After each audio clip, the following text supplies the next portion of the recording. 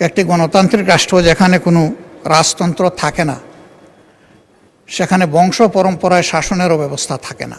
যখন একদলীয় কোনো শাসন ব্যবস্থা কোনো দেশে সাংবিধানিকভাবে স্বীকৃত হয়ে যায়, কার্যত সেই দেশে জনগণের ভোটের আর বড় কোনো মূল্যায়ন থাকে না। কোনো দেশের ক্যালেন্ডারে ৩৬ জুলাই বলে কিছু নাই, আমাদের দেশে তা প্রতিষ্ঠিত হয়েছে। মানুষের বিপুল প্রত্যাশার জায়গায় দাঁড়িয়ে আজকে আমরা সকলেই বলে থাকি যে স্বাধীনতার পূর্ণ আকাঙ্ক্ষা এখনো বাস্তবায়িত হয়নি। আপনি একজন গর্বিত বীর মুক্তিযোদ্ধা, বীর বিক্রম। আমিও ক্ষুদ্র একটি শহীদ পরিবারের সন্তান।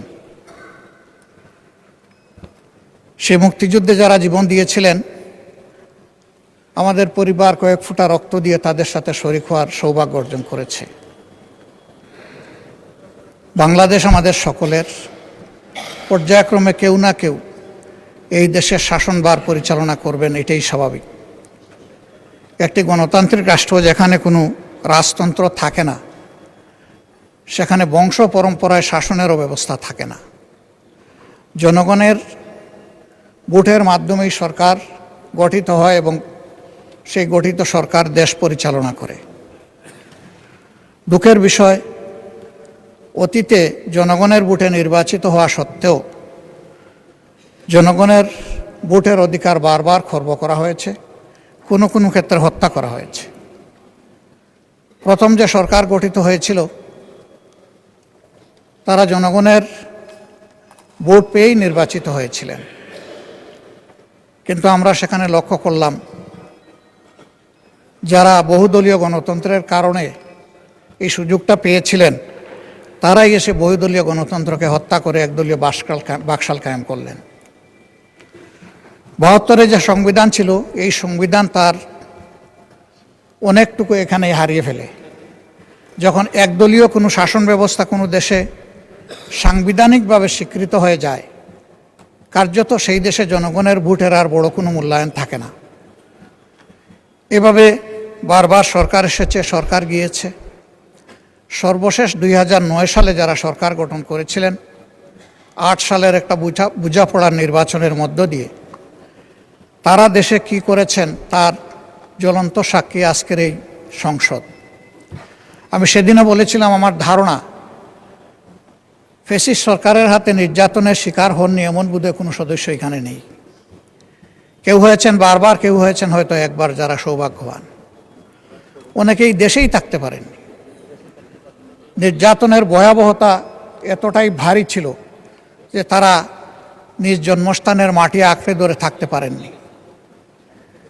এই দীর্ঘ সময় ধরে ১৫.৫ বছর জাতির উপর প্রচণ্ড দুঃশাসন চাপিয়ে দিয়ে তাণ্ডব চালানো হয়েছে।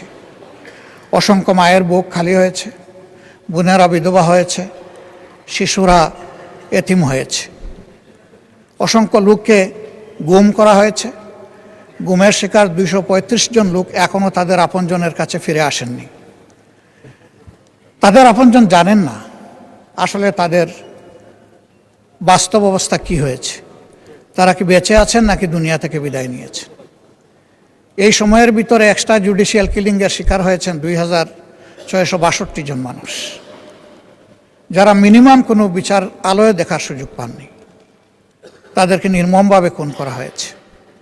কার্যত তখন যারা আমরা বিরোধী দলে ছিলাম, এর নির্মম ভিকটিম তারাই হয়েছিলাম। এ সমস্ত পরিবারের কাছে আজকে আমাদের কোনো জবাব নেই। শুধু তাই নয়, রাষ্ট্রের সকল সাংবিধানিক প্রতিষ্ঠানকে একে একে ধ্বংস করে ফেলা হয়েছিল এবং সবগুলোতেই দলীয় কর্তৃত্ব এককভাবে কায়েম করা হয়েছিল দেশকে কুক্ষিগত করার জন্য। শেষ পর্যন্ত আমরা লড়ে গেছি সবাই, যার যার জায়গা থেকে যতটুকু পারি ম্যাক্সিমাম। তাদের অপকর্মের শেষ পরিণতি হিসাবে ২০২৪ সালের জুলাই মাসে যে আন্দোলন তরুণ যুব সমাজের দ্বারা দানা বেঁধে উঠেছিল, আগস্টের ৫ তারিখ গিয়ে এটা পরিণতি লাভ করেছে। এই জন্য কোনো দেশের ক্যালেন্ডারে ৩৬ জুলাই বলে কিছু নাই, আমাদের দেশে তা প্রতিষ্ঠিত হয়েছে। এই আন্দোলনে যারা নেতৃত্ব দিয়েছেন তারা সৌভাগ্যবান, আমি আরেকবার তাদেরকে অভিনন্দন জানাই। কিন্তু এই আন্দোলন শুধু মুষ্টিমেয় কিছু যুব সমাজ সম্পৃক্ত ছিলেন না, বরঞ্চ এই আন্দোলনে কৃষক, শ্রমিক, মেহনতি জনতা, মোটে, মাঝি, মজুর, ছাত্র জনতা সবাই সম্পৃক্ত হয়েছিলেন। তো সেই প্রেক্ষাপটে ওই ফেসিবাদ যাতে আর ফিরে না আসে, এই জন্যই জুলাইতে আকাঙ্ক্ষা তৈরি হয়েছিল যে দেশ একটা ন্যায্যতার ভিত্তিতে, ন্যায় বিচারের উপরে একটা দেশ কায়েম হবে, যেখানে সবাই সবার সমান অধিকার পাবে নাগরিক হিসাবে।